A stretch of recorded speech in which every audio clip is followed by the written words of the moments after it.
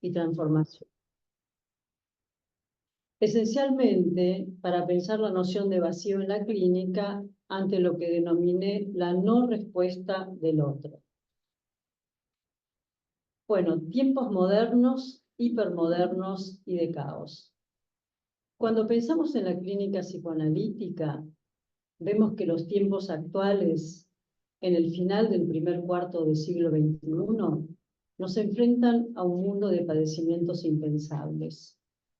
Esta época, también llamada Antropoceno, expone una dimensión de la pulsión de muerte que se evidencia como tendencia a la destrucción. Las guerras, las crisis climáticas y planetarias, las crisis políticas y sociales. Podemos pensar en el efecto de un debilitamiento generalizado del lazo con el otro, del lugar del otro simbólico que nos deja, por así decir, a la deriva. En tiempos de caos, me gusta también pensar en Hamlet de Shakespeare, cuando dice la conocida frase "The time is out of joint". El mundo está fuera de quicio, desarticulado, porque el mundo va mal y las fracturas del lazo social son cada vez más evidentes. Dice fuera de quicio, que es decir, fuera de goznes, como los goznes de una puerta, que articulan una puerta, puesto que no hay referentes. Y esto expone que el antiguo, digo antiguo entre comillas, pacto generacional se ha roto y que vivimos, declinación del nombre del Padre por medio, según Lacan, dicho en términos de Lacan, la evidencia de que el goce perverso insiste. Nada es sólido y tangible. Muchos han hablado de lo líquido, de la volatilidad, de lo aéreo, de lo gaseoso, incluso como también lo piensan algunos filósofos. El caos, me refiero a los vínculos, el caos del mundo tiende a horadar la subjetividad y resuena en un vacío primordial que observamos en la clínica actual. Los poetas y los grandes pensadores, como Shakespeare, hablan de su época y al mismo tiempo se adelantan a su tiempo. Recordemos que la fórmula de Hamlet, la que hemos citado, el tiempo está fuera de quicio, the time is out of joint, es tomada porque también se lee como el mundo está fuera de quicio, es tomada por Derrida en su conocido texto Espectros de Marx, en el cual articula Shakespeare con Marx y con Valéry. En este libro nos recuerda que, y lo cito, un fantasma recorre Europa. Esto lo dice Derrida hace muchos años. Lo que para Derrida es la descomposición del capitalismo ante la crisis de la modernidad, hoy aparece como un estallido del mismo, el capitalismo, diseminado en la cartografía del mundo, que no solo recorre Europa. Este horizonte estremecedor había sido incluso denunciado mucho antes por Paul Valéry, el poeta. En 1919, al final de la Primera Gran Guerra, en sus cartas desde Francia, cuando dice esta hermosa frase: nosotros, la civilización, ahora sabe que es mortal. Y sin embargo, a pesar de esto y de poder saber que somos mortales, las disruptivas fuerzas de la modernidad, posmodernidad y globalización no deponen las armas, generando efectos en lo biopolítico que podemos ver en lo psicoanalítico. En este texto me pregunto cómo restituir un proyecto vital. ¿Qué lugar ocupa el otro de la comunidad del lazo social y el otro, con mayúscula, del tiempo primordial? El psicoanálisis intenta articular esta dimensión específica de la subjetividad, es decir, del mundo íntimo con lo fantástico del pulsionar deseante y, por supuesto, con el otro de la vida, del mundo. Es una posibilidad extraordinaria, la del psicoanálisis, para resolver los padecimientos actuales, porque tiende a combatir por medio de la palabra fuerzas que extrañan al hombre de sí mismo. El psicoanálisis, dice Remo Godet en su conferencia sobre locura y razón, y lo cito, es reconocido como una doctrina que no rastrea la génesis de las angustias persecutorias únicamente en factores peculiares de la historia individual, sino que también las adscribe a favor de lo social de vasto alcance. Esto para saber que Freud ya enunciaba y enunció siempre el factor social. Lo social, en la época actual, se entromete en la intimidad y su influencia configura nuestro psiquismo. Lo vemos en las llamadas patologías actuales y en la ansiedad de la influencia. Bueno, cito el título de un libro de Harold Bloom hermoso que se llama La ansiedad, en realidad es la angustia de la influencia. Imperceptible y que promueve actuaciones, adicciones y compulsiones. Con los llamados casos límite o estados límite, a mi entender, vemos un capítulo ejemplar del sujeto en la contemporaneidad. Y entendemos entonces la pérdida como desvalimiento y como vacío, que propongo pensar a partir de las alteraciones tempranas del encuentro con el otro. Es que no hay vida sin el otro. Y digo otro con mayúscula barra otro con minúscula. ¿Podemos dar cuenta de ello en la fantasmática imperceptible, invisible que se pone en juego en un campo analítico? ¿De alguna manera en la transferencia contra transferencia? ¿Podemos escuchar lo casi inaudible que se expresa más allá de lo decible? Puesto que esta dimensión de la que estamos hablando se actúa en escenas impensadas, aún, y en escenarios otros, al borde de la transferencia. Se pone en juego, entonces, a mi entender, la posibilidad de una escucha ampliada, en un campo analítico ampliado, siguiendo la idea de Baranger de campo, ahora, es decir, en el campo actual de la escena analítica, donde antes no hubo respuesta del otro. Y en este nuevo tiempo, el tiempo del momento del encuentro analítico, este nuevo tiempo y encuentro, podríamos iniciar un recorrido en el que se van construyendo condiciones de posibilidad para escuchar y ser escuchado, ver, verse y ser visto, para comprender y para ser alojado con el otro. De este modo, podríamos emerger de un modo diferente, lleno de fallas, huecos, ajustes, y sin embargo, que vaya surgiendo como algo creativo, que puede llegar a ser, como lo describe Edmond Javés, y lo cito, en uno de esos momentos privilegiados en que se restablece nuestro precario equilibrio, lo que introduciría una temporalidad plástica, estética y abierta en la que podríamos aparecer nosotros mismos. Ahora voy a hablar de algunas puntuaciones clínicas, que ya empecé a decirlo previamente, como para ir abriendo un campo de diálogo con todos ustedes. Una primera puntuación sería la idea de que la clínica actual necesita trabajar con el trauma social, metapsicológicamente pensado. Nos preguntamos, ¿es el trauma clásico? Sus variantes diversas implican la necesidad de una libertad creciente y rigurosa para explorar otras zonas, otros territorios metapsicológicos. Es vital pensar el trauma en todas sus temporalidades y dimensiones. El psicoanálisis hoy necesita pensar con los elementos fundamentales que se van enriqueciendo o que se deconstruyen y que no están cerrados a lo extraño, lo otro, lo diverso y a los múltiples abordajes, sino que nos exija pensar un campo ampliado, como dije antes. Y hago una enumeración que probablemente se quede corta, entonces hablo de un campo intrapsíquico, intersubjetivo, intrasubjetivo, la terceridad de la que habla Green y también Rubén, la realidad, que no es menor. Digo Rubén Zuckerfeld, que ha trabajado mucho la cuestión.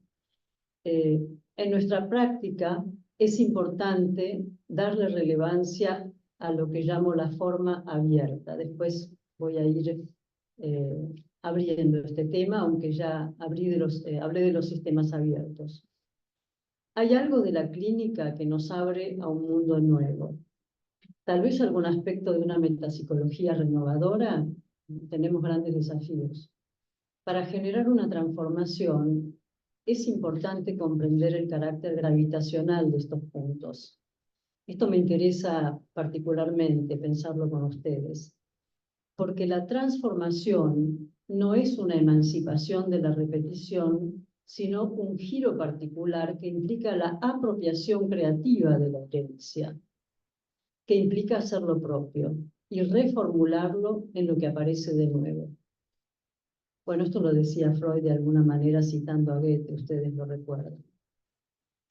Badaracco es uno de los colegas que hablan de la mente abierta, propone pensar y trabajar a partir de la naturaleza esencialmente vivencial de la mente humana, que proviene de los primeros tiempos en que la relación con la madre es en términos de las vivencias que esta relación le despierta, y a su vez las vivencias de la propia infancia de la madre. Esto acontece sin la dimensión del lenguaje articulado. Ese intercambio es creativo cuando naturalmente se despierta en la mente que percibe lo que Badaracco llamó el halo vivencial, el halo de metáfora llamó Badaracco, que rodea el significado de las palabras y que se despierta cuando la mente está abierta. En cambio, siguiendo una idea de Badaracco, la mente cerrada tendría la característica específica de captar solo el significado de lo que se escucha, anulando este mundo vivencial. Es importante porque lo que caracteriza la posibilidad del inconsciente, de la metáfora, de la subjetivación, es la plurivocidad de sentidos. Entonces, captar un solo significado de lo que se escucha y anular el mundo vivencial, que son los afectos, y todo lo que abriría a poder seguir pensando la metáfora, para sintetizarlo, implica la mente cerrada. Segundo punto a pensar con todos. El espacio en el que trabajamos es otro espacio. ¿Cuáles serían los fenómenos subjetivos que nos ayudan a hacer nexos? ¿Cuál es el soporte del self? ¿La mirada o el diván? Es interesante porque acá uno podría decir se dirime incluso cierta característica psicopatológica o los alcances de posibilidad de un paciente o el tipo de terapia de orden psicoanalítico que vamos a tener posibilidad al menos de iniciar a pensar. ¿Qué se fue anotando en la escucha clínica? Que ese estado en el que se da la ocurrencia y que Luis Guzmán lo compara con el momento pulsátil, es el momento privilegiado que Freud le otorgaba al inconsciente, como el instante en el que se captura algo de la verdad reprimida, antes de que aquel vuelva a cerrarse, lo cual nos permitiría pensar algo que se llama lucidez, o antes se llamaba insight también, como un momento de la verdad antes de que la resistencia opaca del discurso vuelva a ocultar. Momento que hace honor, como dije antes, a la multivocidad del inconsciente y el uso creativo de procesos inconscientes de pensamiento si los analistas nos dejáramos escuchar con la mente abierta. Y de esta manera no perder el arte de también escuchar la lógica de las secuencias asociativas, que es otro modo de poder escuchar lo que pareciera que no aparece en una asociación. La lógica de la secuencia del discurso o del relato. La afluencia de pasado y el futuro conforman una red de asociaciones inconscientes, libres, inferibles en una posteriori.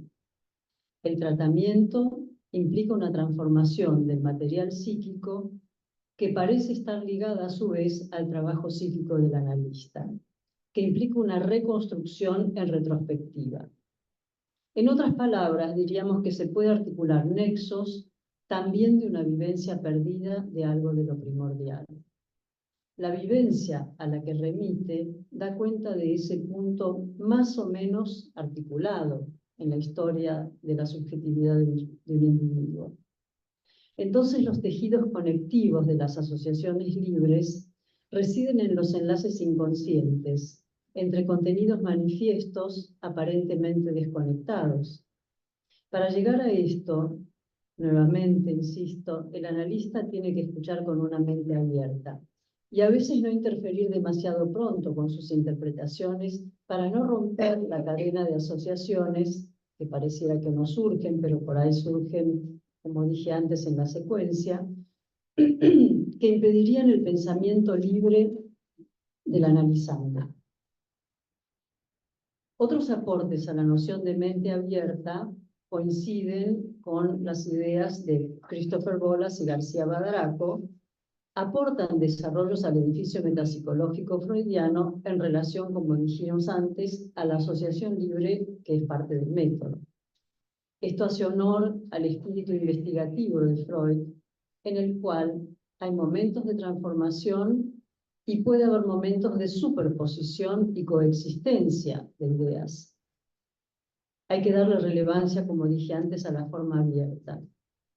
Detener o suavizar la clasificación y no fustigar la impureza del deseo, porque por definición el deseo no es puro. El desafío actual entonces sería, uno de los desafíos, navegar en las zonas fronterizas.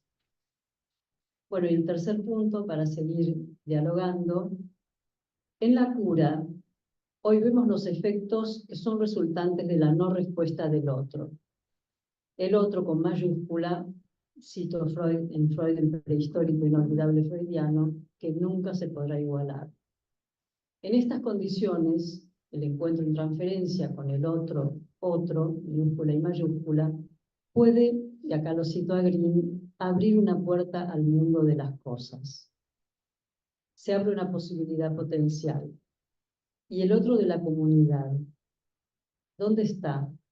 ¿En qué medida los fenómenos sociales universales actuales han incidido no solo en que busca análisis, sino en la posición del analista? ¿En qué sentido estos fenómenos implican un efecto tan descomunal que parecen hacer estallar los encuadres o necesitar otros encuadres con momentos flexibles? En estas condiciones, vamos recalculando una dirección de la cura que facilite su acercamiento a los daños visibles actuales y a los más tempranos, angustias sin nombre y lo actual en las neurosis. El vacío, el caos mental, podrían ser tratados.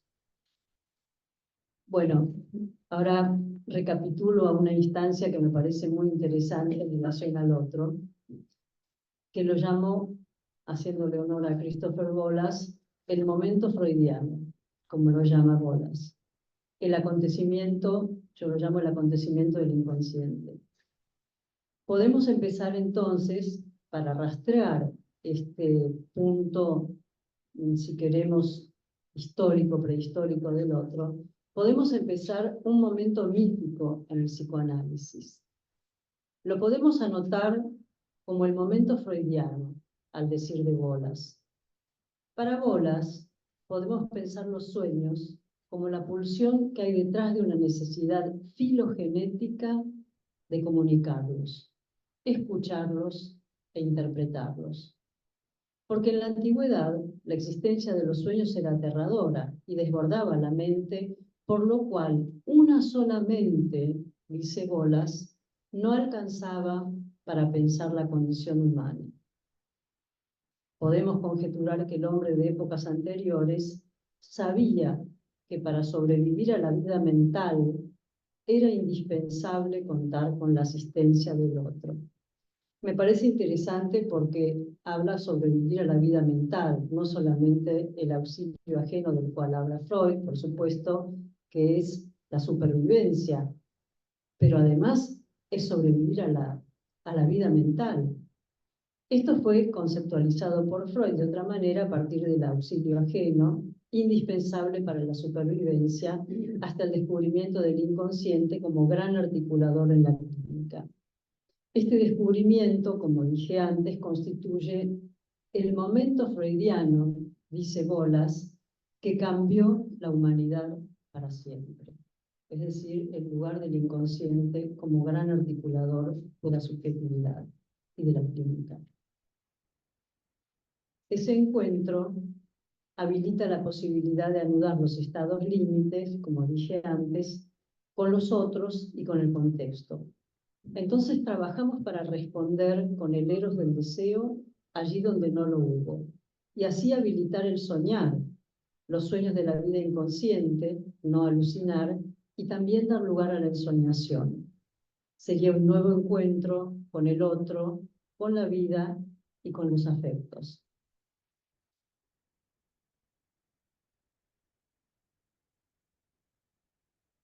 Siguiendo con la cuestión del gran momento freudiano, el acto novedoso freudiano en relación al inconsciente es la creación de un dispositivo, es decir, el inconsciente ya sabemos que existía para los filósofos, existía mucho antes, pero el acto novedoso freudiano es la creación del dispositivo que permite indagar en lo que él llamó inconsciente, los lapsus, sueños, formaciones que se manifiestan, y que remarcan que el inconsciente dice lo que quiere. A partir de Freud, este concepto, el inconsciente, da un paso más para ser el gran operador de una nueva ciencia, el psicoanálisis. Y para ello instituye la metapsicología. En palabras de Paul Laurent Assun, lo cito, la metapsicología constituye la superestructura teórica del psicoanálisis, pero también su identidad epistémica. Aquí están, dice Assun, la cabeza y el corazón del saber sobre los procesos inconscientes. Y dice, pero para que esta episteme pueda estar a la altura de su objeto, el inconsciente, se le impone una deconstrucción incansable. La metapsicología es fundamentalmente post-escritura, de algo que se ha notificado en la escucha clínica. Recordamos con inquietud la afirmación que hace Assun hace mucho más de 25 años, cuando dice, todo está preparado para olvidar el inconsciente. Esta afirmación pone en jaque al psicoanálisis, que nos interpela con patologías llamadas del vacío o del acto o en el borde del inconsciente, o como lo que Recalcati describe en El hombre sin inconsciente, como lo llama él, representante de una superficialidad sin metáfora de nuestra contemporaneidad. Esto nos plantea grandes dilemas y desafíos clínicos, obviamente, porque si pensamos que todo está preparado para olvidar el inconsciente y nos encontramos con esto que llama de una manera muy poética, digamos, Recalcati, el hombre sin inconsciente, es una evidencia también, ¿no? ¿Cómo trabajamos?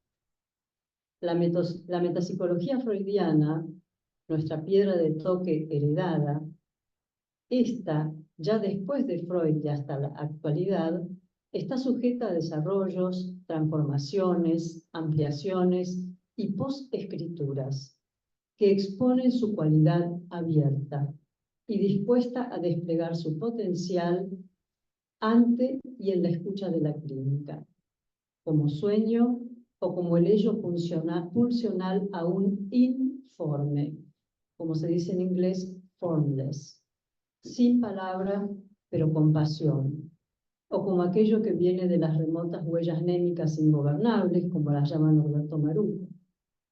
El inconsciente es un saber que se descifra a partir del trabajo asociativo en transferencia, Pero ¿qué sucede cuando no siempre acontece el trabajo asociativo tal como lo conocemos en la psiconeurosis? Con las clínicas no neuróticas, una de las cuales Recalcati llama la clínica del vacío, ligada a la pulsión de muerte como goce desregulado y mortífero, ¿cómo trabajamos? Anorexias, dependencias, psicosis.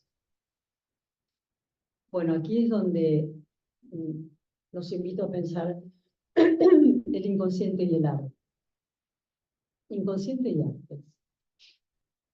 Si bien el inconsciente no es el arte, literalmente, el arte nos va a aportar datos clave para la elucubración del inconsciente y para el avance en la cura con la noción de creatividad. El arte, como dijimos, se adelanta a su tiempo y lo descubre en una experiencia estética y psicoanalítica, ante la evidencia de que el inconsciente no cesa de manifestarse. Vemos que la obra de arte pone en acto lo que el inconsciente piensa o sueña de otra manera.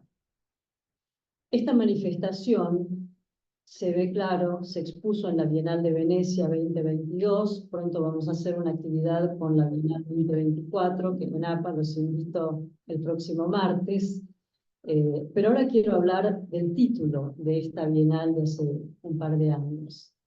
Este título inquietante, La leche del sueño, que en inglés, The Milk of Dreams, me decía Osvaldo, en realidad es la leche de los sueños.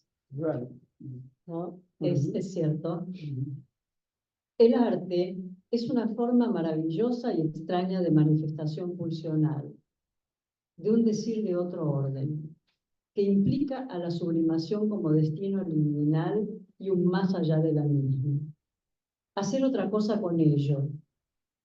Aquí juego un poco con las palabras, hacer otra cosa con eso, pero también con el ello. Habilita que el inconsciente aparezca como experiencia estética, como acontecimiento y esencialmente como potencialidad transformadora al compartir la creatividad con el campo ampliado de la clínica. Volviendo a la frase de Milk of Dreams, esta frase, que fue la frase que orientó la curaduría y toda la Bienal de Venecia de 2022, proviene del libro de Leonora Carrington. Leonora Carrington, no sé si lo voy a decir más adelante, pero brevemente les cuento, fue una pintora, escritora surrealista británica que vivió luego en México, tuvo una crisis psicótica, sobrevivió a esa crisis y creo que hace poco el Malva compró una obra de las más significativas de ella, o sea que es interesante. Una personalidad, un personaje bastante particular, que les escribe a sus hijos un libro que lo llama The Milk of Dreams. Bueno, no traje las fotos para que vean, pero son bastante elocuentes porque la tapa del libro es un cocodrilo con la boca abierta. Así que veremos qué quiere decir esto. Entonces, el libro de Leonora Carrington, La leche del sueño. En el microondas. ¿Cómo?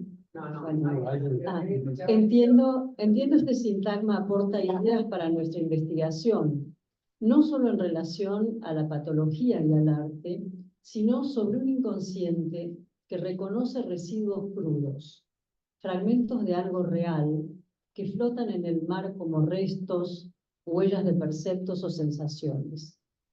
Lo inconsciente es lo psíquico verdaderamente real. Nos es tan desconocido en su naturaleza interna como lo real del mundo exterior.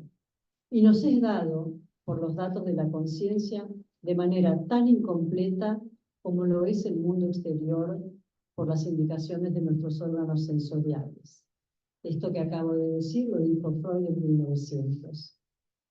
No obstante, este conocimiento es posible a través de su conexión con las palabras, único acceso a la conciencia, y constituido a partir de la relación con el lenguaje. Pero siempre hay algo más, algo que desborda lo decible.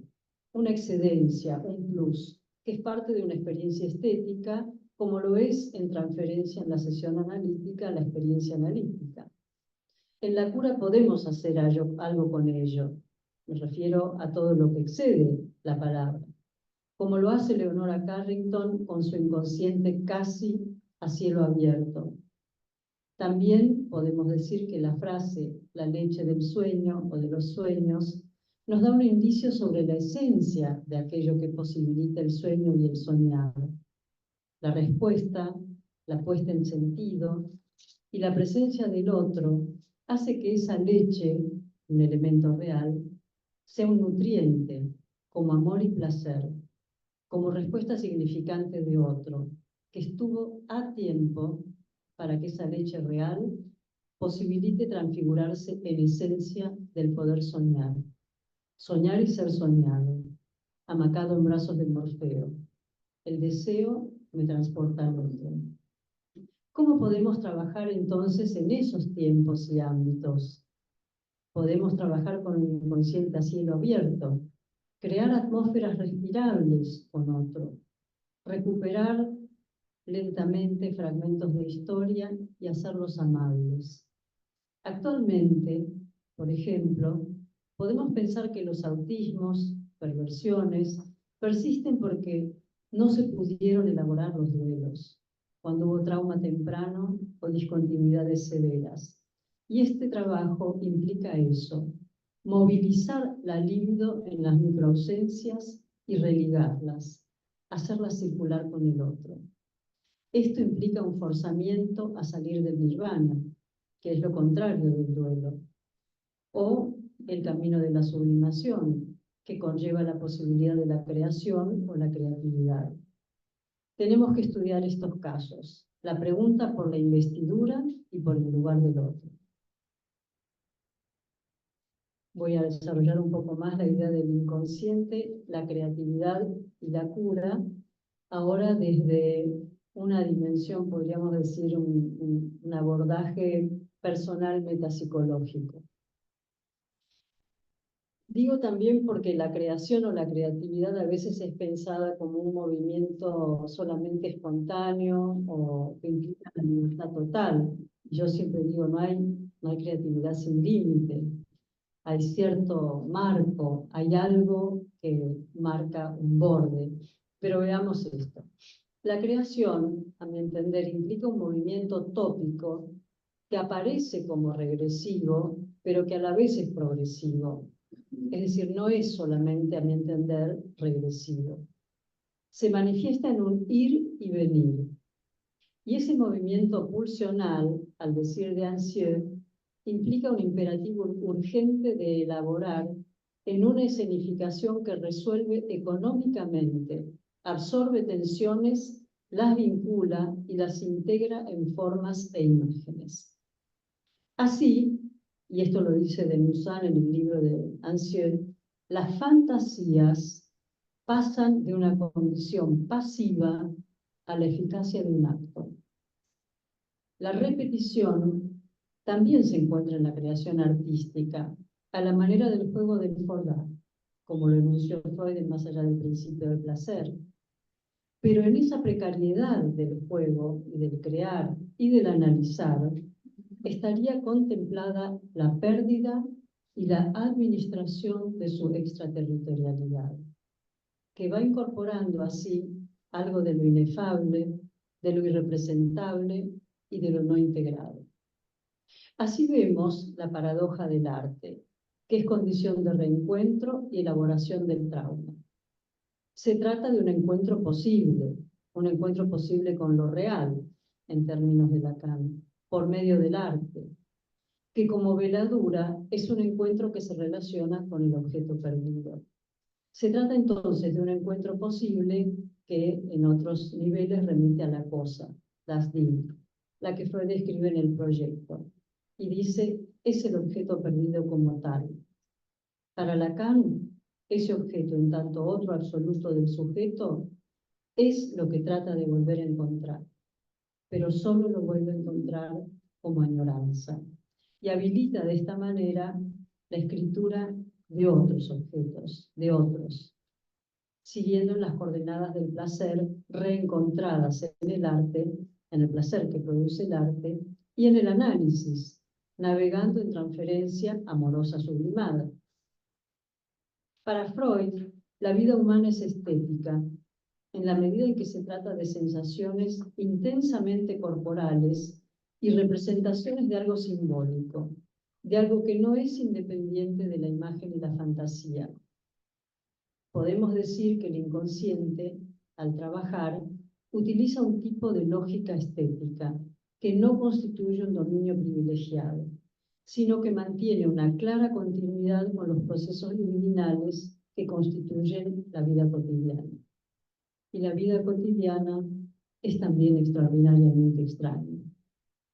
Recordemos que para Jauss, filósofo de la Escuela de Frankfurt, el arte y la experiencia estética son formas de sobreponerse a la extrañeza de la vida. Podemos pensar entonces que en esta aproximación circula un inconsciente estético, término que utiliza Jauss. Este inconsciente estético consiste en una auténtica revolución estética en la teoría freudiana. Una revolución en la que quedan abolidos un conjunto ordenado de relaciones entre lo visible y lo visible, el saber y la acción, la actividad y la pasividad, a favor de una política del deseo, que es la política de la protección del deseo contra la política del no deseo. Ahora voy a hablar de un tema que se relaciona con la cuestión del vacío y con todo lo que venimos pensando y de lo que les estoy leyendo, y que lo llamé la no respuesta del otro.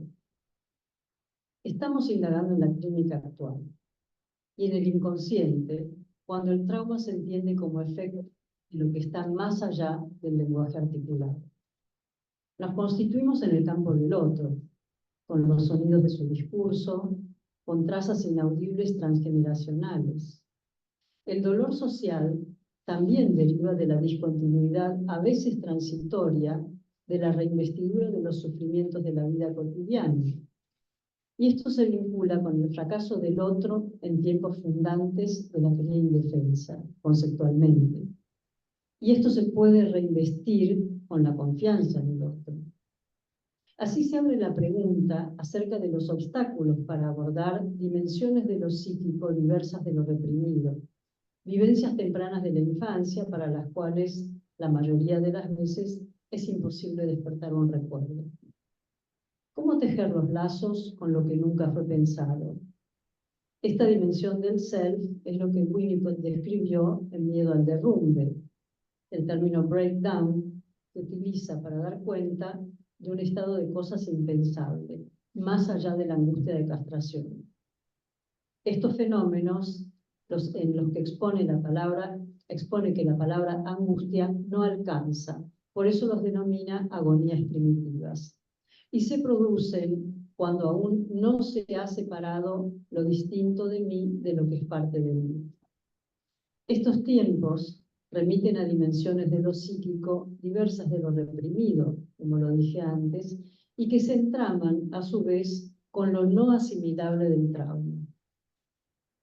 Lo irrepresentable o no representable que descubre ya Freud en las neurosis actuales y la convulsión de repetición, reproduce sucesos del pasado sin que medie la represión. Aquí es donde Grimm introduce la tercera tópica, que define la diferencia de lo basado en la represión con la liberación de magnitudes de excitación. En Más allá del principio del placer, las teorizaciones freudianas indagan en una dimensión de lo psíquico en la cual las huellas mnémicas del tiempo primordial no subsisten en estado ligado, escapando así a las redes del principio del placer y a la posibilidad del cifrado inconsciente. Por lo tanto, hallarán su lugar en la estructura. Aproximaciones a la clínica de hoy. Reencontrarse con el otro es la reapertura de la ventana de la cura. El lugar del otro en la cura es el del amor, de transferencia y de la posibilidad de amar. Una de las claves de la cura en psicoanálisis está en las marcas de la primera infancia. El psicoanálisis puede curar eso, pero tiene que confesar que esa herida es suturable, paso a paso, para que predomine el amor y no la venganza por el dolor. Podemos decir que la cura analítica tiene que ver con una reversión saludable hacia una dependencia posible. Recordemos que Freud, con el principio de abstinencia o de neutralidad, de ninguna manera excluye una proximidad profunda, sino que, como afirma Recalcati, es un saber permanecer en la distancia que define la posición del analista. En estos campos se puede conceptualizar la noción de vacío, que es clave para la captación de un vacío temprano ante la no respuesta del otro. Entonces, ¿cómo dar sentido a lo que nunca hubo? ¿Cómo soñar los sueños de la vida inconsciente y dar lugar a la ensoñación? Esta dimensión del vacío pertenece a la época anterior a aquella en la que el grado de madurez hizo posible experienciar el vacío. Esto lo dice Winnicott. Para entender esto, es preciso pensar no en un trauma, sino, como lo dice Winnicott, en que no pasara nada cuando algo provechoso podría haber pasado. Es a lo que nos referimos previamente como miedo al derrumbe. La cura tiene que ver con la revisión del encuentro con el otro, puesto que no hay configuración del psiquismo sin la acción específica del otro, que forma parte constitutiva del sí mismo. Esta escucha intenta conceptualizar consideraciones que operan como funciona la crítica. Esto es importante. Digo, es importante porque hay a mi entender, una deriva del pensamiento de Winnicott en pensar que se trata solamente de posiciones anaclíticas el holding. Pero a mi entender, esta función anaclítica es la potencialidad de pasaje al otro. Es decir, que ya tiene un componente simbolizante. Por supuesto, cuando no hay patología del lado del otro. El deseo, como dije, me transporta al otro. En este punto es que devienen un grupo de patologías como, por ejemplo, no ser deseado por el otro. Y eso produce un apagarse como respuesta del cuerpo frente al abandono traumático del otro. También hace que el sinsentido y el escepticismo de la vida sea central en la clínica de la depresión y el desamparo. Ante la vacilación del otro, en tanto vacilación real de la madre primordial, el yo placer originario se ve afectado. Deja a la alucinación de la satisfacción en libertad y no se enlaza con el otro, se autosostiene y el otro deja de intervenir. El proceso de poder dominar la ausencia de la madre como objeto transicional necesita tiempo. El tiempo para que el bebé lo abandone es vital, porque ese objeto transicional es una forma presimbólica o averbal que Lacan compara con el fetiche y la noción de fortrusión. Para Winnicott, la agonía primitiva que se remonta a la primera infancia, no hay ningún recuerdo y el pasado aparece fortuido y se vive con temor al movimiento. En la cura, entonces, en transferencia, el objeto analista como posición y su capacidad es significativa, puesto que permite la creación de la llamada experiencia de lo informe, siguiendo las propuestas de Winnicott. Cualquier pequeño fragmento de comprensión tal vez nos ayude a mantener la continuidad liminal para que se vaya entramando la subjetividad en el espacio transicional que luego, con mejor o menor suerte, como dice Manuel, se transformará en la realidad psíquica, o y de nuevo en la otra escena, la fantasía. Esa experiencia va sincronizada con la mirada, que espeja los ojos de la madre. El verdadero espejo es el rostro de la madre, y es el que nos remite al cuerpo social, a las personas que amamos. El espejo roto o fragmentado produce un efecto de sinsentido con la locura.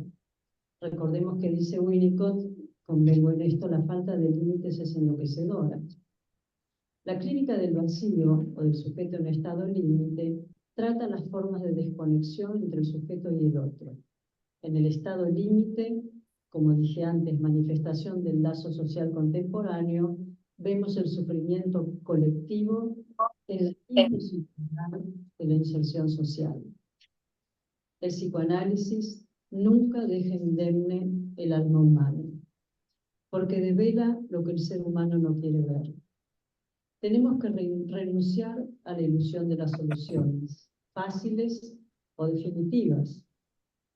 Los analistas somos artífices de la aventura que investiga el mundo, hoy vulnerable, su crueldad y sus misterios insondables. Es también un mundo maravilloso, porque siempre crece la semilla de la pulsión de vida, de un malestar en la cultura, donde entonces también hay amor, diferencia y alteridad. Es el riesgo calculado de vivir la pulsión de vida y la apuesta a la libertad. Muchas gracias. Muchas gracias a vos, Gaby. Es muy bien el trabajo.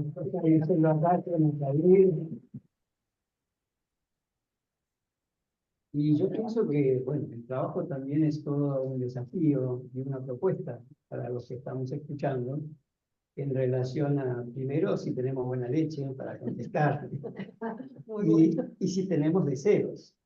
Porque podría haber, como dice Boras, normóticos, personas con mente cerrada que no han tenido padres vivos que los escucharan o tuvieran presente el idioma propio que ellos traían, ¿no? Me parece que está muy presente el concepto de idioma que vos traes.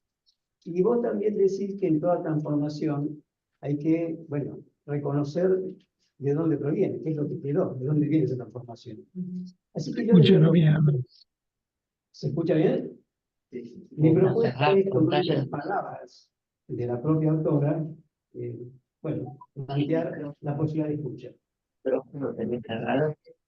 Podemos emerger de un modo diferente, lleno de fallas, huecos, ajustes, y sin embargo que vaya surgiendo como algo creativo que puede llegar a ser, como lo describe Edmond James, uno de los momentos privilegiados en que se restablece nuestro equilibrio precario, lo que incluiría una temporalidad plástica, estética y abierta en la que aparecemos nosotros mismos.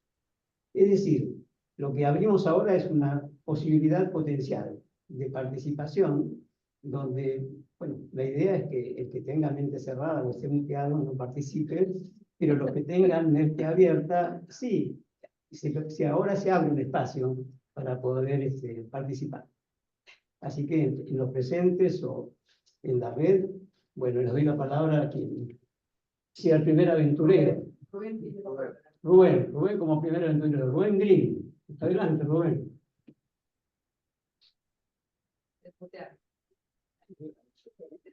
Hola, soy el primero, me toca siempre ser el primero en hablar.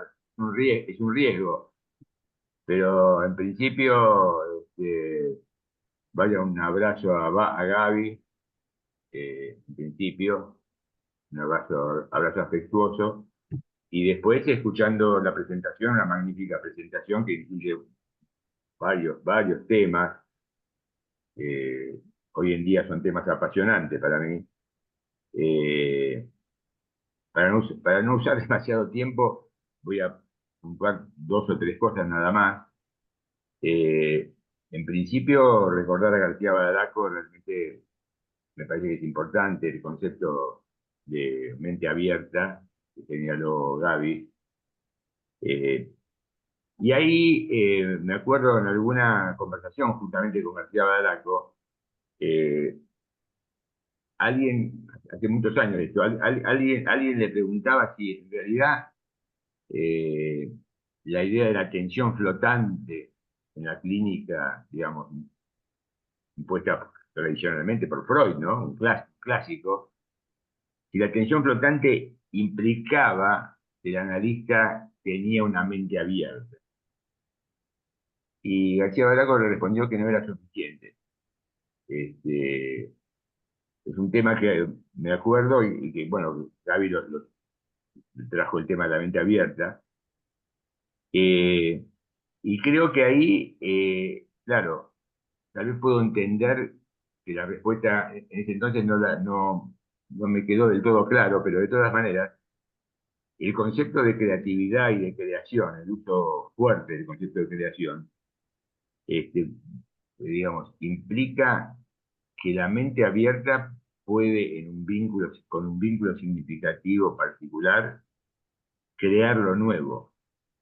Este, y que es el término fuerte de la creación. Por eso bueno, Gaby, que tiene una enorme experiencia, desde muchos puntos de vista en el mundo del arte, creo que lo remarcó, el valor del arte, que en principio se pone en evidencia particularmente en la clínica de lo no neurótico. En el campo de la clínica de lo no neurótico es como imprescindible, y no se podría hacer nada clínicamente si no se tuvieran las perspectivas del arte. Digo esto porque el campo de lo no neurótico, en realidad, fue el que ha motivado, bueno, a muchos autores. Yo he trabajado mucho la idea de Green, ¿no? Pero es el campo, nosotros lo llamamos el campo de lo escindido, siguiendo a Green, que es lo que fundamenta uno de los modelos de la llamada tercera tópica. En ese sentido, nos encontramos con, también lo señaló Gaby, con la ausencia, con la falta de respuesta del otro, digamos. Ahora, esa falta de respuesta del otro, en la clínica, uno podría un poquito, de forma un poquito, tal vez simplificada, diferenciar el tema de la carencia del tema de la intrusión o del estrago, ¿no?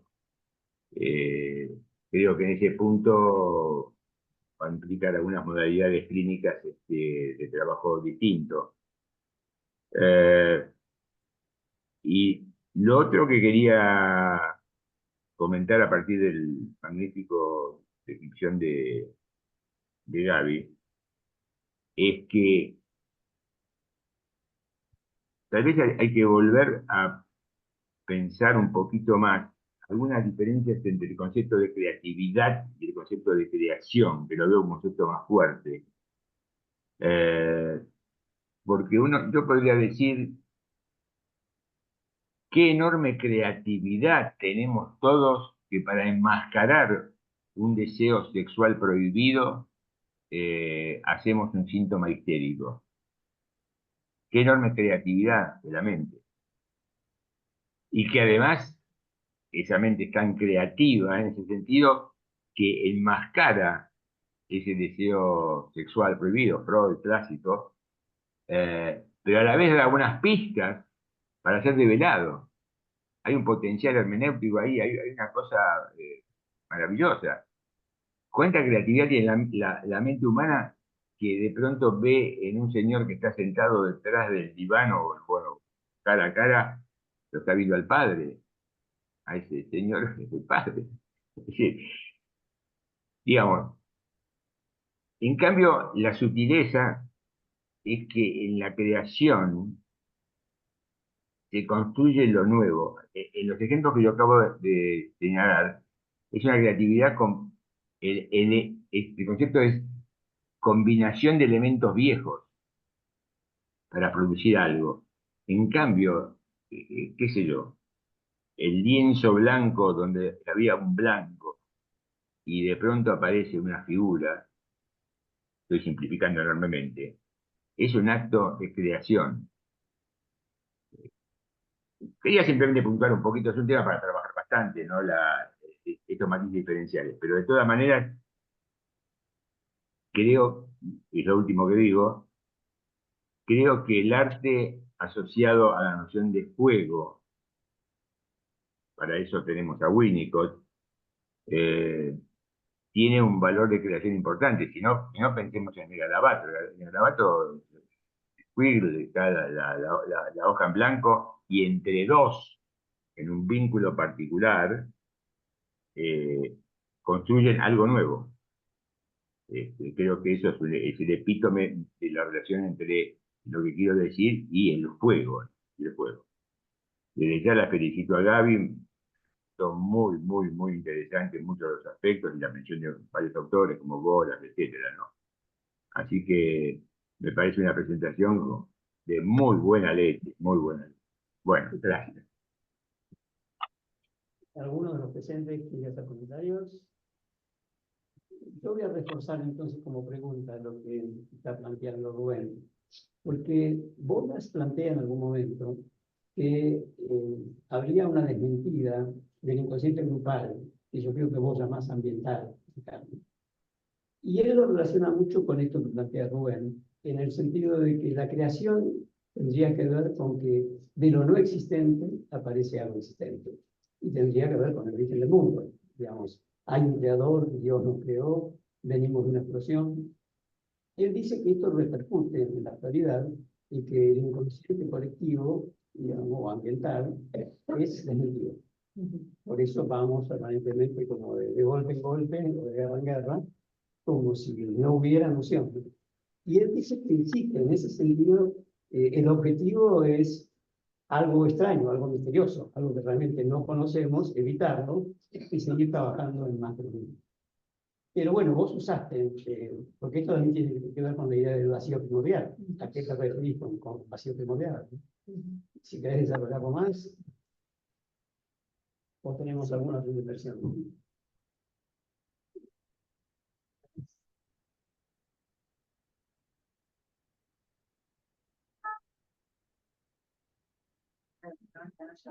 Hasta la segunda.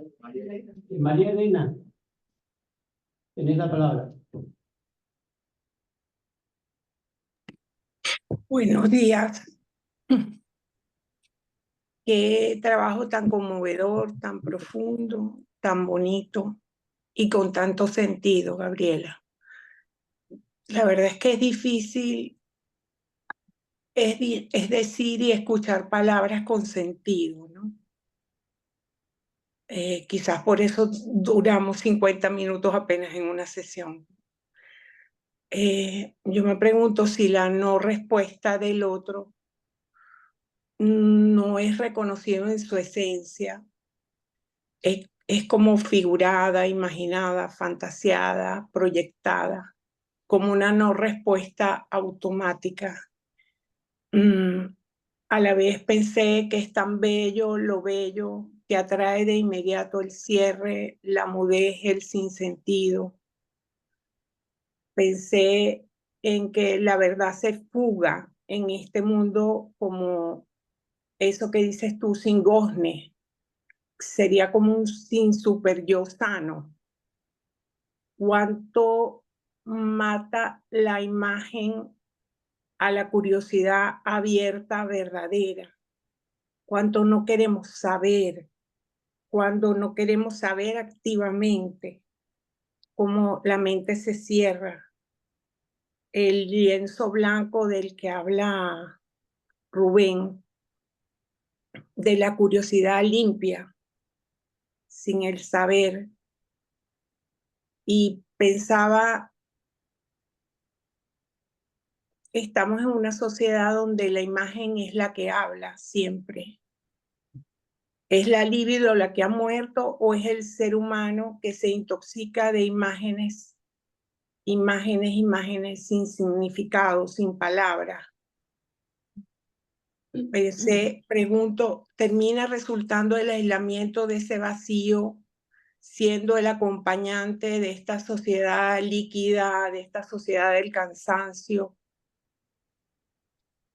Se reduce la tolerancia a la intimidad, se reduce la tolerancia al silencio, a la incertidumbre.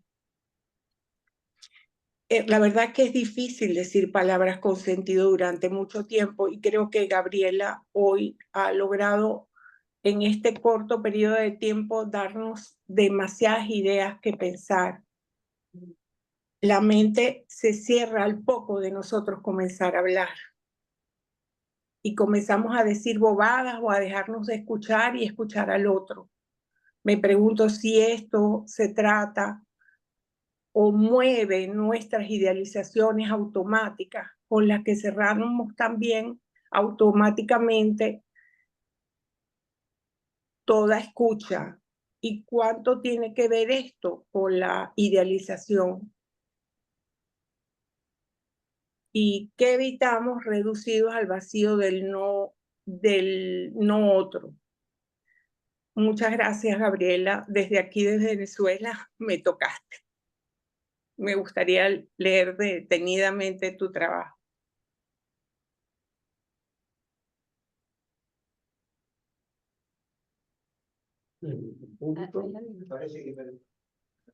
Excelente opinión de una lega que no conoce del tema, pero está abierta y agradece el haber participado en esta ponencia, y a la doctora por su estructuración del tema tan secuenciada y con tantas paso a paso para abrirnos la mente. Muchas gracias. Gracias.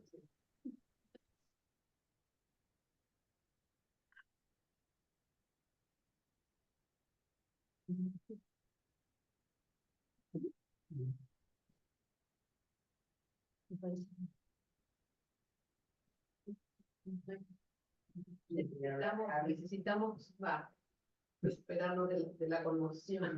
Todo. ¿Cómo? Sí, que digo, necesitamos como Reponer. reponernos de la conmoción emocional, de escuchar tanta verdad dicha tan respetuosamente. No solamente para nuestro trabajo clínico, ¿no? Sino, digo, para la vida misma de todos. Yo no puedo hablar. Sí, me hizo acordar a una paciente que la otra vez cuando había algo de la verdad muy máxima, pura, y se conmovió y se quedó, ¿no? Apretujada la cara porque iba a explotar en un llanto, y le dije, tenés razón. Y no hizo falta aclarar más nada, ¿no? Ni decir más nada. Pero la verdad se aparece así tan de lleno, y me parece que nos deja bastante muros a los que la valoramos tanto. Gracias. Yo quería hacer un...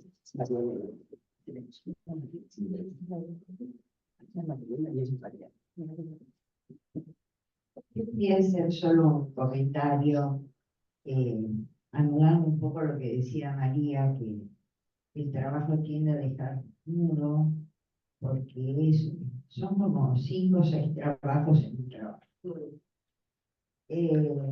Pero pensando en la clínica, cuando Gaby dice al principio que no pudo relacionar su trabajo con el tema de nuestro simposio, pensé en este concepto de fuera de quicio, ¿no? El sujeto atravesado por una realidad social que funciona como fuera de quicio, y la posibilidad nuestra de trabajar diferencialmente para saber el criterio de normalidad, ¿no? Cómo incluirlo cuando estamos todos compartiendo que el funcionamiento tiene que ser un poco a la manera de fuera de quicio. También otro juego de palabras que vos hacés en un momento, entre ansiedad, angustia e influencia. Entonces yo pensaba, ¿cuál es el paradigma de hoy? La influencia, ¿no? Los influencers, ¿no? Esos son los líderes de opinión para determinar de qué tenemos que hablar, cómo tenemos que interpretar la realidad. Entonces pensaba la riqueza de tu trabajo, tomando ese concepto para aportar cosas a nuestra clínica. Y tomaba una cosa de Rubén, cuando decía que la realidad puede tener y pensaba en Isabel de Arte, ¿no? Cuando Rubén hablaba de cómo enmascarar un síntoma para que el analista no se dé cuenta a qué vínculo remitía y qué estaba en juego en esa situación, y pensaba así, realmente, ¿cuánta creatividad hay en el encuentro con el otro? ¿Y cuánto cortamos cuando hay vacío? ¿No? Y creo, y resaltamos un poco, que tu trabajo nos deja una esperanza de qué viene a buscar el paciente cuando viene a este encuentro. Porque la verdad es que lo de afuera se transforma en algo terrorífico. No solamente como si compartiéramos una locura, sino la necesidad de abrazar y sostener una posibilidad de esperanza. Yo creo que eso viene a traer la búsqueda de una esperanza.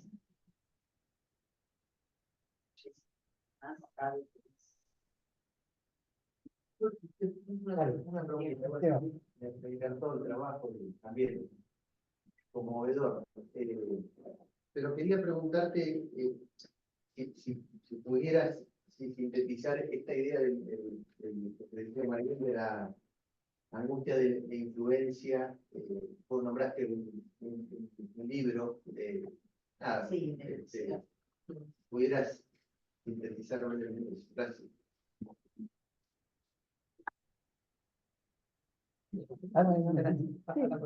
Sí. Vamos a dialogar. Bueno, muchísimas gracias por las reflexiones, las resonancias, podríamos decir, del trabajo que presenté. Es cierto, es un trabajo con muchas, no sé si son tantas las ideas, pero es mucho pensado, mucho trabajado, desde los distintos mundos, se puede decir, de mi experiencia psicoanalítica y también, tal vez como arquitecta y pintora, ¿no? ¿Escultora? Pintora, sí. Y entiendo que puede producir distintos efectos, ¿no? A mí me gusta jugar con las palabras, ya se dieron cuenta, y creo que también eso es parte de la esencia del psicoanálisis, ¿no? Poder jugar con las palabras y abrir ese halo de metáforas al que alude Badraco. Por eso quizás digo las cosas de una manera y puede parecer un demasiado, pero también puede producir un efecto poético, como el que dice María, en el que uno dice, bueno, déjame ver cómo me resuena todo esto, porque me afecta en el buen sentido, me da ideas, me hace pensar, me conmueve. Y creo que también de eso se trata lo que viene a buscar, si se puede decir así, consciente o inconscientemente, quien va a un análisis. Más hoy en día, que llegan pacientes que no son todavía analizantes, si uno quiere que uno habla de muchas cosas, si uno piensa qué viene a buscar, si quiere hablar de otras cosas o... Y bueno, se trata creo que de todo esto que empezamos a hablar hoy, ¿no? Así que bueno, voy a ir intentando, no sé si responder, pero primero agradecerles las preguntas o los comentarios a todos, muy profundos y muy enriquecedores. Así que quizás voy a empezar por el final, que lo tengo más fresco. No me acuerdo Esteban. Bueno, porque levantaste quizás un significante, como dijo Maridel, que a mí me parece de una tremenda vigencia y importancia en la actualidad. Es la cuestión de la influencia. Y como dijo, creo que fue María Elena, la cuestión de lo visual o la cuestión de la mirada o la cuestión de la imagen en relación a esa influencia. La ansiedad de la influencia es un libro adorable que yo lo leí hace bastante y lo leo, de un crítico literario que se llama, como un querido psicoanalista, Harold Bloom, con doble O. Harold Bloom fue uno de los grandes estudiosos de Shakespeare. Y en ese librito pequeño, encantador, La ansiedad de la influencia, él describe la angustia de los creadores de no saber si eran originales o si se estaban copiando o qué estaba, y que eso producía una angustia tremenda.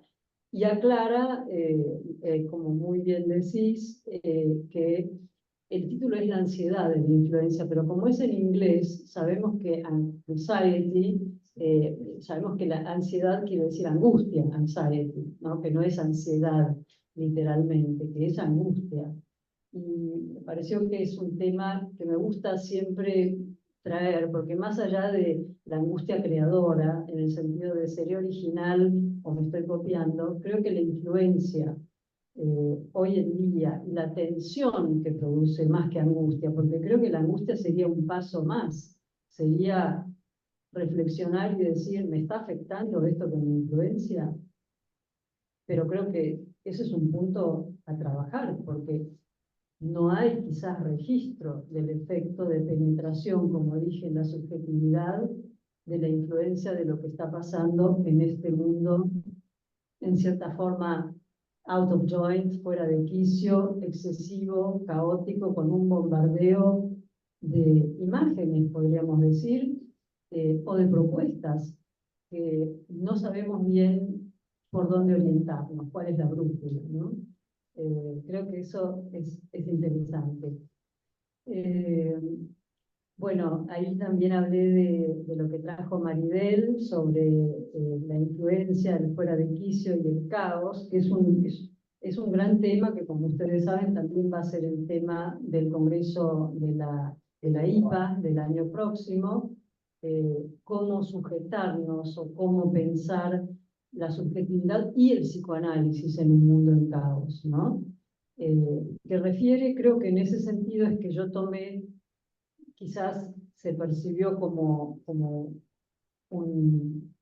una especie de recorrido, que bueno, una colega agradeció la estructuración, yo lo ordené, lo estructuré para que se pueda entender o tratar de captar algo de lo que es ese mucho, por así decirlo, dicho en términos a veces conceptuales, que tiene que ver con las puntas entre las cuales nos movemos, que es lo íntimo y el efecto que tiene este mundo caótico en la subjetividad.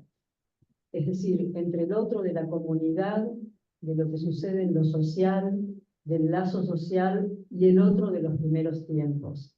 Esa sería un poco la idea de todo este movimiento que transita, y creo que el análisis transita entre eso también, todo el tiempo. Y eso, a mi entender, ya estaba en Freud, para los que piensan que quizás Freud no abordó la cuestión social, o no, quizás no la abordó sistemáticamente como lo he dicho, tenemos que pensar metapsicológicamente el trauma social, sin duda. Hay grandes escritos al respecto, pero hay mucho para hacer, sin perder nuestras piedras de toque, ¿verdad? Que creo que ese es el otro desafío que planteo. Cómo seguir, cómo desafiar esta especie de predicción temeraria de Asun, ¿no? Todo está preparado para olvidar el inconsciente, y al mismo tiempo sin perder la noción de inconsciente, con esta especie de juego que hace Recalcati al hablar del hombre sin inconsciente, que a su vez es una especie de cita o de homenaje a Musil, que escribió El hombre sin cualidad. Ustedes saben, ese escrito literario de la Viena de la época de Freud, pero sería el hombre sin inconsciente. ¿Qué quiere decir? Que ¿quién no se ha topado? Por eso todo el recorrido apunta a qué hacemos, cómo trabajamos, como bien dijo Rubén, que Rubén, también te cité en mi tesis doctoral, porque sé que trabajaste mucho la tercera tópica, los procesos creativos y la escisión, porque son fundamentales y son los desarrollos que anudan el pensamiento de Green con Freud y con esto que está, como todo el tiempo fui recorriendo, en un campo no neurótico, más allá de la palabra articulada, por fuera de lo decible, aunque se dice de otras maneras. ¿Cómo trabajamos de esa manera y en qué consisten esto que llamamos procesos creativos o creatividad? Así que, bueno, voy a seguir un poco con la línea de algunas de las preguntas o cuestiones para seguir abriendo el campo. Muchas gracias, María Elena, también. Creo que quizás se fue elaborando lo que apareció y relevaste varios puntos importantes que tienen que ver con este punto que hablábamos recién, la pregnancia, como dijimos, de esa intoxicación de las imágenes y cómo eso o ese plus puede producir un efecto de aislamiento, ¿no? Es un plus en el que uno dice, bueno, me quedo, porque no sé, demasiado, todo lo que hay, todo lo que se ofrece en un mundo en el que, por otro lado, si seguimos lo que estabas pensando con Byung-Chul Han, estaría presente la agonía de Eros, ¿no? En favor de una productividad, de un hacer, de un movimiento en el cual la línea que circula, todo lo que sostiene la vida psíquica, que como lo dije antes, tiene que ver cuando hablo de placer con el Eros, estaría vacilante, según este pensador, en un mundo tan caótico, se puede decir, ¿no? Con tanto, como se dice en inglés, input, tanta información, o que ni siquiera es información, es algo que circula, ¿no? Bueno, ¿cómo? Hola. Bueno, sí, después sigo, dialogamos. Dale, Roberto.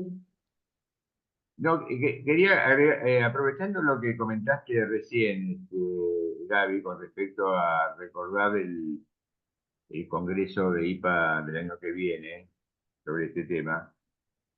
Hay algo, bueno, yo un poco lo voy a plantear en el simposio también, pero aprovecho tu trabajo porque tu trabajo me parece que sirve para problematizar, a mi modo de ver, el título o la concepción que está en el título del Congreso de IPA, porque el título dice algo así como tiempos caóticos, el psicoanálisis, un ancla en estos tiempos caóticos. Y yo me quedé pensando un poco, y fortalecido además por tu presentación, ya, antes lo había pensado, pero fortalecido por tu presentación, que en realidad ubicar al psicoanálisis como un ancla me parece un poco precario, porque todo lo que vos transmitiste y lo que transmite el psicoanálisis es la idea de transformación, no la idea del anclaje. No sé cómo habrán pensado el comité de marketing de IPA, pero es un concepto muy problemático el concepto de ancla. Justamente yo entiendo que no nos tenemos que quedar anclados, más bien que tenemos que luchar en términos de transformación, bueno, muchas cosas que vos planteaste, bueno, ni que hablar del valor del arte, un montón de conceptos que tienen que ver, no quiero ser muy simplificador, con el concepto de transformación. Ancla es quedarse en un lugar, quedarse en un lugar hasta que pase la tormenta. Me parece que para el concepto de la historia del psicoanálisis y el valor del psicoanálisis es un poco limitado, ¿no? Quería acotar eso gracias a lo que vos transmitís en tu trabajo, justamente, ¿no? Agrego algo a lo de Wendy. Yo creo que el ancla, podríamos tomarlo jugando con las palabras, como hace Gaby, como promueve, con la idea que el ancla se puede usar cuando no hay aguas profundas. ¿Sí? Es decir, el analista que se limita al consultorio a tratar pacientes que vienen a verlo, sí, hay una continuidad, hay un punto fijo, hay toda una sensación de que se crea un nicho, ¿no? Que podría recrear situaciones tempranas que no fueron vividas y se viven. Pero creo que vos estás incluyendo lo social, que serían aguas profundas. Y el ancla no funciona en aguas profundas. Claro, claro. Creo que también, digamos, la respuesta a tu trabajo me hizo acordar una cosa que también, bueno, voy a desarrollar más el sábado en un trabajo del simposio, que es una situación que tuvo Winnicott el último año antes de morirse. Él daba muchas charlas y en un momento determinado pastores anglicanos lo invitan a que dé una charla con ellos en la iglesia y después cuando llega el momento de la discusión uno de ellos le preguntan que tienen como problema que a ellos se acerca mucha gente que a veces dice cosas como disparatadas. Entonces, ¿qué indicador podría darles él de cuándo derivarlos al tratamiento y cuándo seguir conversando? Ahí me acordé de María porque dice que Winnicott se quedó mucho tiempo en silencio, ¿no? Pensando la respuesta. Y después lo que les dijo fue, si lo aburre, derívelo a un tratamiento. Es decir, ¿qué relación hay entre inconsciente y verdad? Aunque diga cosas muy graves o disparatadas, si usted tiene interés, como que la ilusión de cambio, que estaría presente la idea de que no hay cambio, sino hay ilusión de cambio. Pero bueno, me parece que vos podemos con esto seguir. Sí, bueno, cuántos temas se siguen abriendo muy, muy interesantes. Sí, quizás esta indicación winnicottiana es clave, ¿no? Y yo creo que los que leemos a Winnicott, pero más allá de Winnicott, en la dimensión contratransferencial, ¿no? En la clínica, no son pocos los momentos en que sentimos un cierto aburrimiento, por así decir, con algunos pacientes. Pero hay aburrimientos y aburrimientos, ¿no? Hay una forma de cuidar y cultivar la posibilidad, más hoy en día, por ejemplo, cuando nos consultan padres con niños que no pueden parar de hacer cosas o de moverse. Nuevamente la indicación de Winnicott, la de no es solo jugar a solas en presencia de otro, que sería clave trasladado a la posibilidad de estar tranquilo, dejándose pensar y llevar en presencia del otro, que es el analista, ¿no? Pero también cierta dosis de poder estar sin estar estimulado, que podría llamarse un aburrimiento sano. Ahora, lo que Winnicott discierne claramente es ese punto contratransferencial en el cual se dirime la depresión, concretamente. La depresión o un estado mucho más grave en el cual ahí sí tendría que ser trabajado desde otro nivel. No todas las veces que sentimos contratransferencialmente aburrimiento. A veces es una resistencia del paciente o nuestra, ¿no? En determinados puntos.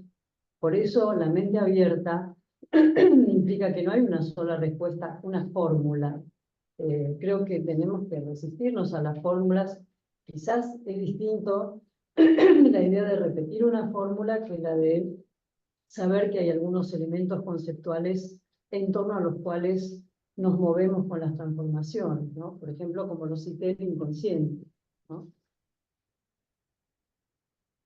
Un tema me parece muy interesante también, nuevamente, lo que trae Rubén, en varios niveles, ¿no? Primero, en la primera vuelta, él trajo algo que estamos siempre, los analistas, indagando, y más hoy en día.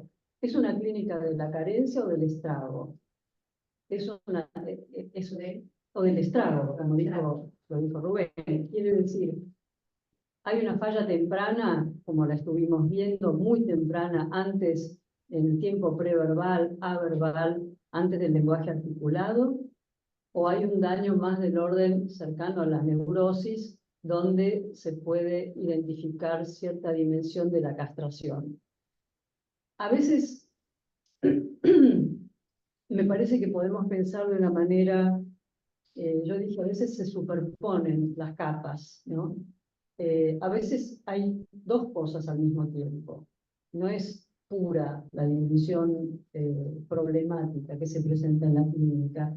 Entonces nos desafía la idea de pensar que aún en esa carencia, por eso en algún punto de mi presentación hablé de el objeto de anaclisis, ¿verdad? Un poco porque también es un alegato para defender la idea de que aún en la anaclisis, si está bien, si ese objeto anaclístico, llamémosle la madre primordial o el objeto que cuida, no es psicótico ni perverso y está atravesado por la castración simbólica, entonces ese holding ya va a ser un inicio de la dimensión simbolizante. ese momento de análisis ya va a ser el inicio del pasaje al otro, como digo, el otro simbólico. ¿Por qué? Porque hay una puesta en sentido. Pero fíjense que, de nuevo, recalculo y digo, pero que la puesta en sentido no sea cerrada. Que la puesta en sentido del otro no sea, vos solo querés esto. ¿Tenés hambre? Te doy leche. No. Te duele la panza, te doy leche y te doy amor, y te doy nutriente, y te doy alimento, y te miro, y te hablo, y escucho tus sonidos, y mi mente también va hacia otros lugares. Es decir, por supuesto, como sabemos, como lo dijo Laplanche también, ciertos significantes enigmáticos que circulan alrededor de las reflexiones de la madre. Es esto que dirime, como bien dijo Rubén, si se trata de una clínica de la desmentida y decisión o de la clínica de la represión. ¿Y qué pasa si hoy en día nos encontramos con cuadros mixtos? ¿No? Que creo que es lo que nos desafía. Cuadros que no son exclusivas o que en un momento funcionan de una manera y en otro momento tenemos que trabajar con otros recursos. Entonces es ahí donde la tercera tópica, la terceridad, como dice y muy bien explica Rubén, el retorno de esto escindido, como lo trae Grimm de otra manera, como lo estamos pensando, trabaja a favor de ver cómo podemos incidir en esa, entre comillas, respuesta, que no es solo la palabra ni el holding, es la combinación de todo esto que transcurre hoy en un nuevo encuentro, porque también tenemos que pensar que el análisis es un nuevo encuentro, sin duda. Es la posibilidad de relanzar de otra manera un encuentro que no fue como quizás podría haber sido satisfactoriamente en un primer momento. Suficientemente satisfactoriamente, no quiere decir totalmente. Y un tema muy interesante también que trae Osvaldo, que compartimos nuestras lecturas afectuosas por Christopher Bolas, que es un pensador muy interesante. Fíjense que él habla del retorno de los oprimidos ahora, ¿no? No, de los suprimidos. De los suprimidos, del retorno de los suprimidos y Juega con las palabras. Juega con Bolas tiene, claro, inventa palabras como Joyce. Claro, juega con las palabras sin salirse, por supuesto, del marco psicoanalítico. Y ahí es donde él tiene un término que trajo Osvaldo, que es muy, muy significativo, que es el idiom, ¿no? Que no sé cuánto lo trabajan distintos marcos referenciales, pero bueno, estaría en esa juntura, digamos, de lo que Badraco trabaja entre vivencia, metáfora y puesta en sentido. Y el respeto por lo que viene, y esto sí tiene que ver con mi condición de pintora quizás, el respeto por lo que viene del otro lado, o del otro. La mirada y lo que produce ese otro, que en el caso del arte es la tela blanca, ¿no? Pero uno se anima a arrojarse sobre la tela en blanco, por así decir, si hubo algo primero. Si no hubo nada, es más difícil. Por supuesto que está el caso de James Joyce. Hay muchísimos casos, Leonora Carrington, que yo la cité, y que tuvo un brote psicótico importantísimo, del que salió adelante. Las condiciones singulares por las cuales cada sujeto sale adelante, bueno, habría que estudiarlas. Pero algo tal vez tiene que haber habido para que esa tela en blanco nos sugiera cómo podemos avanzar y escribir algo que es muy lindo también, como lo dijo Osvaldo, la pregunta por ese vacío primordial, que tendría algo que ver con el vacío antes de la creación. Por un lado es un concepto clásico tomado de la mitología, ¿verdad? Después vinieron los olímpicos, los dioses y toda la mitología que organiza el vacío.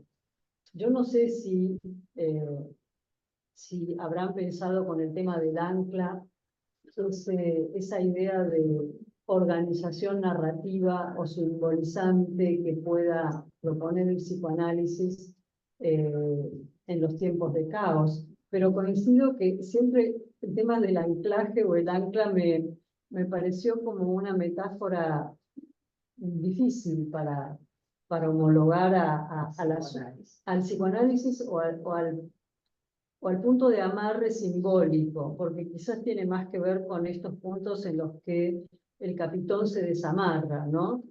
Hay un punto de capitón que anuda lo simbólico, pero que puede desamarrarse.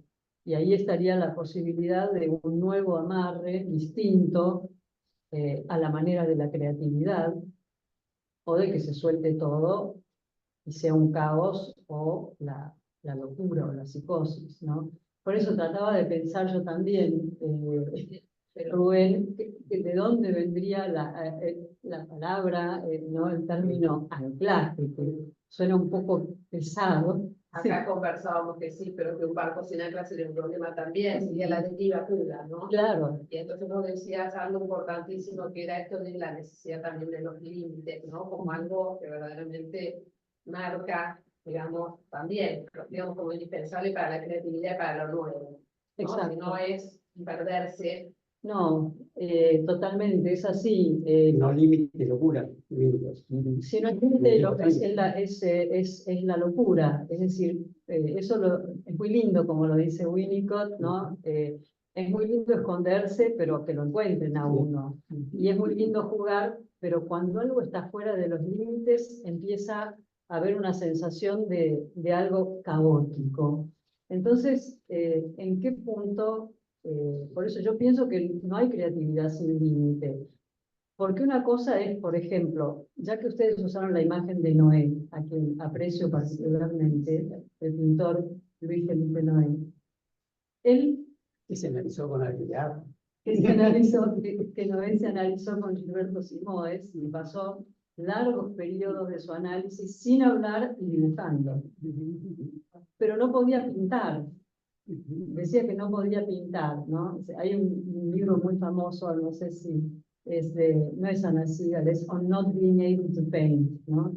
No sé si es Mario Milner o no me acuerdo, es una... Milner, sí. Pero los artistas pasamos por épocas en que no podemos, ¿no? Entonces él no podía hablar, no podía pintar y hacía dibujos.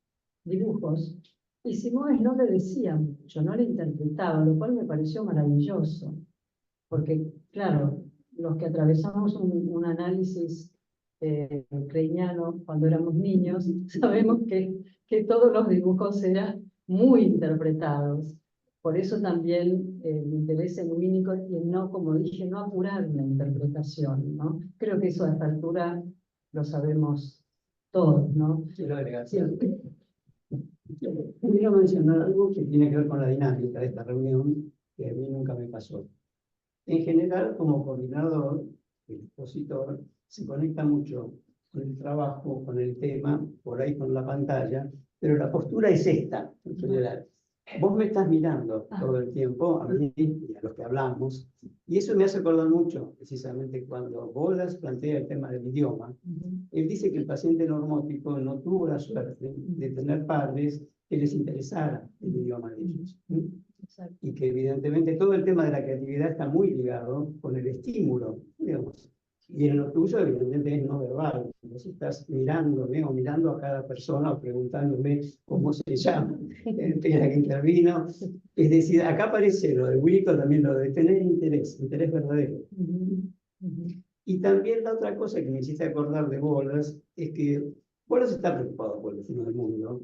Y en algún momento inclusive se reprochó por qué no estudiamos Jung, que sí tiene mucho que ver con los dos mundos, ¿no? Con todo ese mundo que está en conflicto. Y bueno, lo que él hizo inicialmente no estudió a Jung, pero estudió a Confucio, se fue a estudiar a los maestros, porque evidentemente otra cosa que queda acá suelta es que la otra pata de la sublimación es la religión. Y él le da mucha importancia en ese sentido al amparo de los dioses, que creo que Winnicott también lo trae, que lo traen los pastores, ¿no? La idea de la ficción, pero que implique un sostén.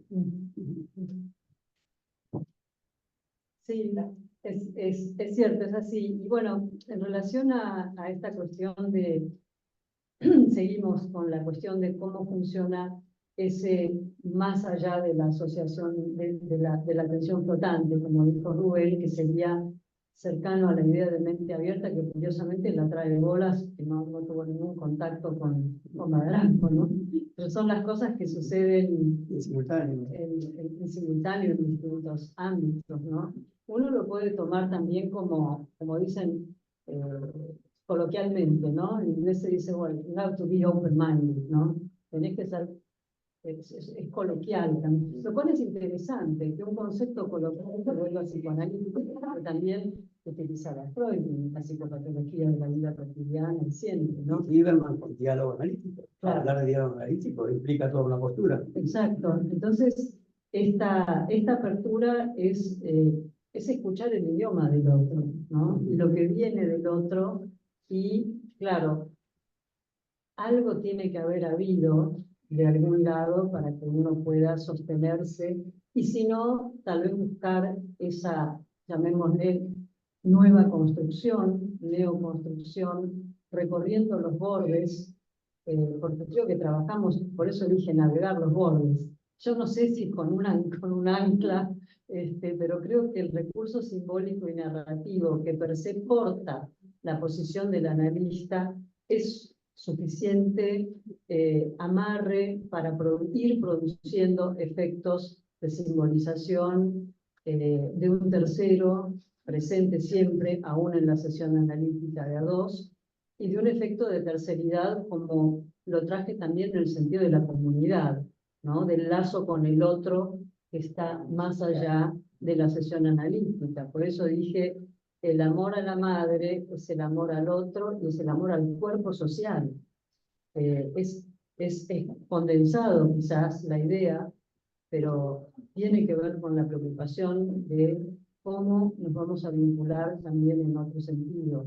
Por último, quizás en relación a la creatividad es un campo descomunal, ¿no? Porque uno lo utiliza tan libremente, lo mismo que open-minded, ¿no? Sé creativo. De hecho, Winnicott tiene dos conceptos de creatividad, ¿no? Que lo trajo muy bien Rubén. Una cuestión tiene que ver con la creatividad de la libertad, del gesto espontáneo, de ser escuchado en el niño, de poder expresar para aparecer, para que un sujeto no se transforme en un normótico o falso ser o algún tipo de estructura caracterológica, y así tener libertad para poder ser sí mismo de alguna manera, que también implica un límite o un cuadro social, por supuesto, ¿no?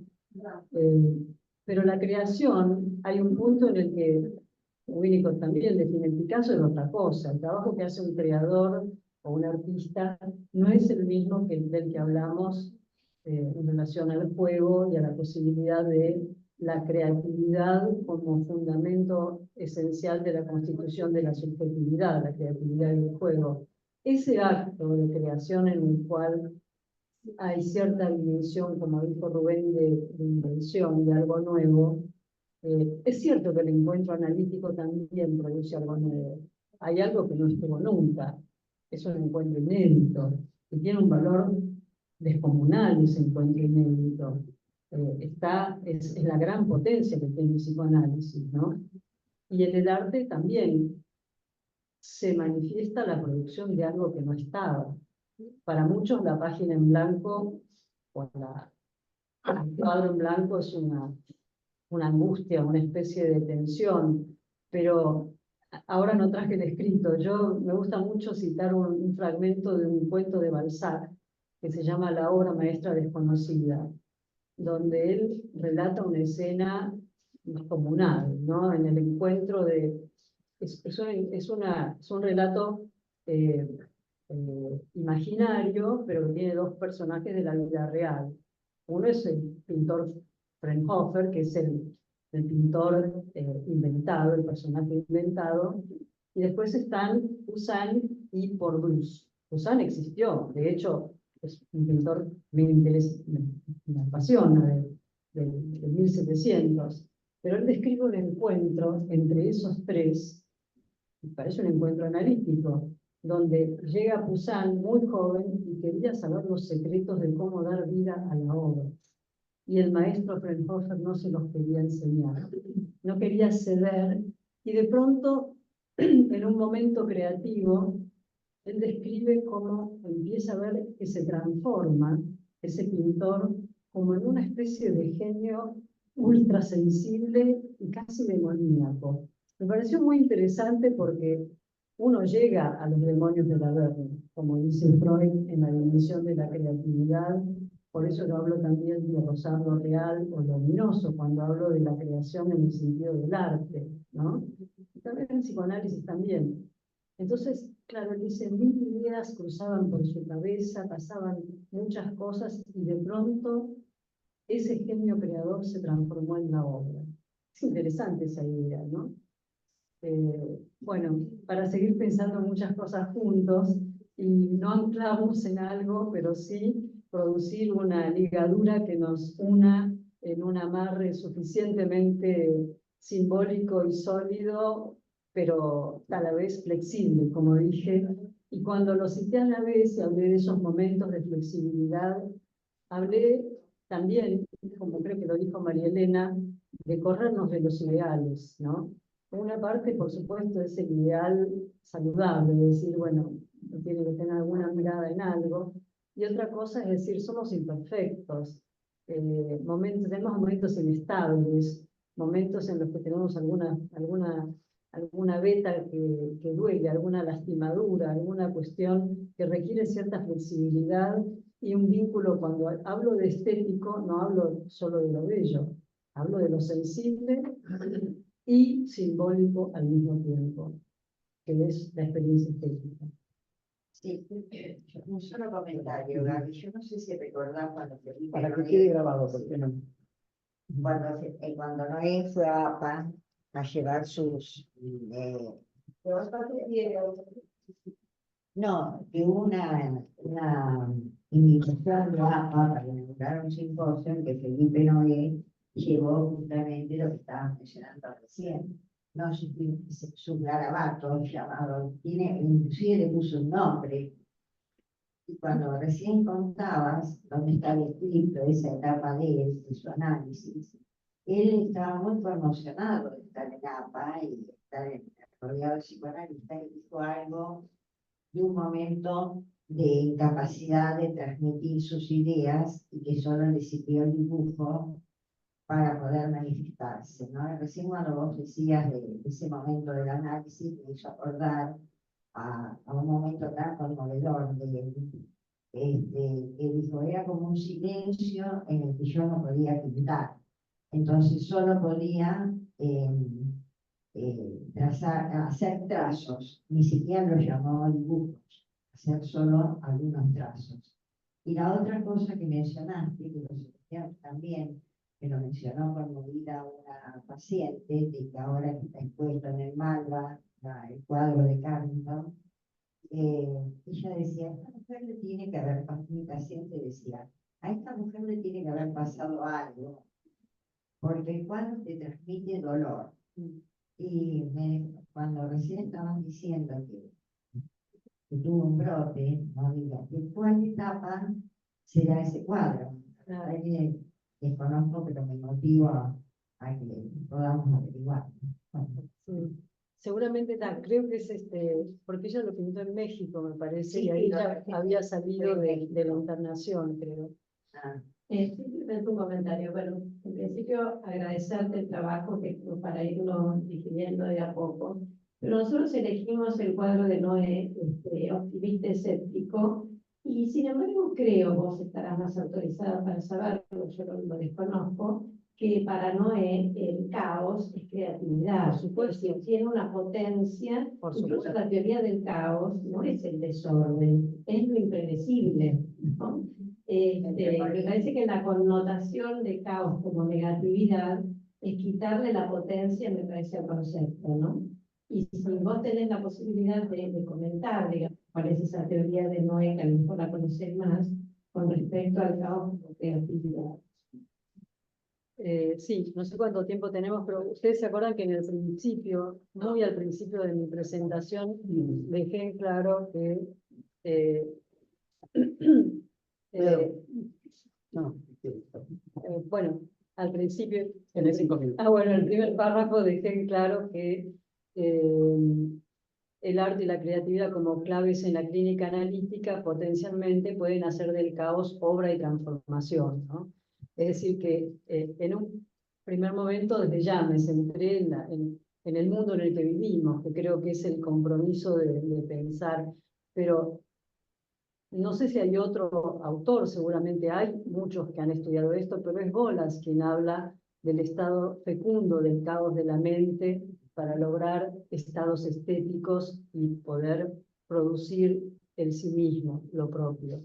Es decir, que definitivamente pienso que los artistas habitamos, me incluyo humildemente, momentos como de caos, que son distintos. Tal vez el de Leonora Carrington fue distinto porque tuvo un breakdown, ¿no?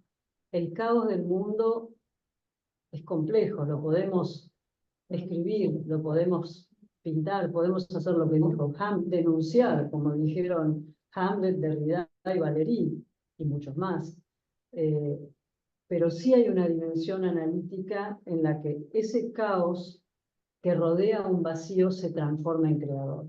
Eso también es lo que estuve diciendo, más allá de hacer un estado de situación de un mundo del que todos ya sabemos las complejidades que trae y algunas, muchas otras cosas buenas también. Quería decir una cosa de Noé, muy importante en relación a los bordes de...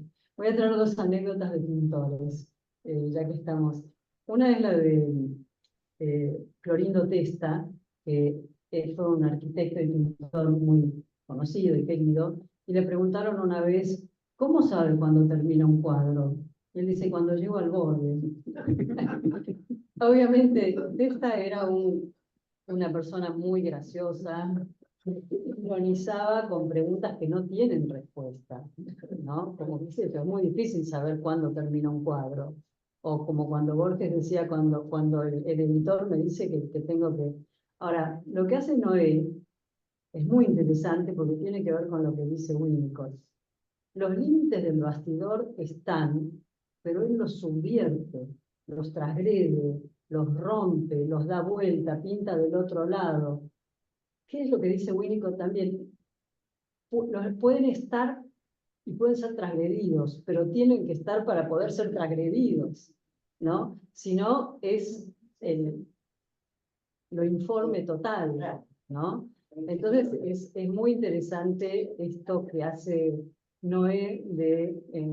bueno, ahora no sé si están enterados, hay una exposición de él, creo que es en el Museo de los Inmigrantes, no me acuerdo. ¿La Boca? No, en Retiro. En Retiro. Sí, estoy casi segura, no estoy segura. Pero bueno, de todas maneras es uno de los últimos de los mohicanos, digo, de los grandes pintores que vale la pena no solo ver su obra, sino escucharlo pensar. Él tiene un par de libros muy interesantes. Uno de ellos creo que se llama Antiestética y el otro no me acuerdo, son de otra época. Es un gran pensador también y transgredir los límites es sobre la base posible de que existe un marco. Después puedo romperlo, atravesarlo, cortarlo como hace Lucio Fontana, pero algo hay para ver por dónde circulamos, ¿no? Me parece que eso es interesante para pensar en psicoanálisis. Tengo que poner límites. Los límites es una pena realmente, igual nos hemos pasado.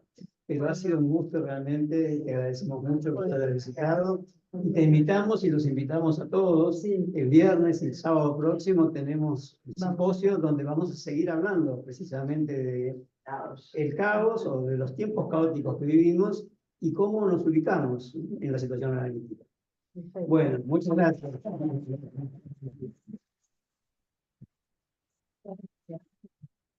Bueno, muchísimas gracias. Saludos a todos. Fuerte abrazo para vos, Gaby.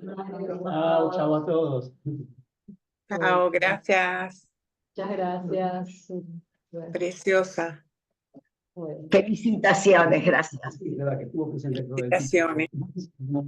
Habla de emociones, Sí, y él dice que es el asombro y la compasión. sí, Las- sí. que apareció en este comentario de Maribel, ¿vale? En relación al cuadro, esta paciente que dice, Totalmente. veo